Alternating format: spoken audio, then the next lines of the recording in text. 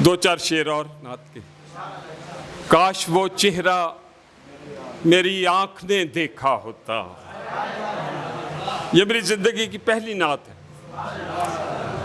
काश वो चेहरा मेरी आंख ने देखा होता, मुझको तकदीर ने उस दौर में लिखा होता। बातें सुनता मैं कभी पूछता मानी उनके, आपके सामने असहाब में बैठा होता। और हर स्याह रात में सूरज हैं हदीसें उनकी, वो ना आते तो जमाने में अंधेरा होता। आयतें अब्र हैं और दश्त ज़माने सारे, हम कहाँ जाते अगर प्यास ने घेरा होता।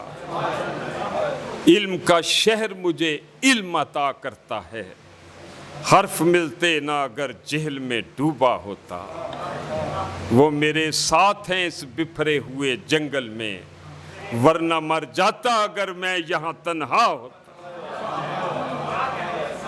फखरी जब मस्जिद नबवी में अजानें होती, मैं मदीने से गुजरता हुआ झोंका होता।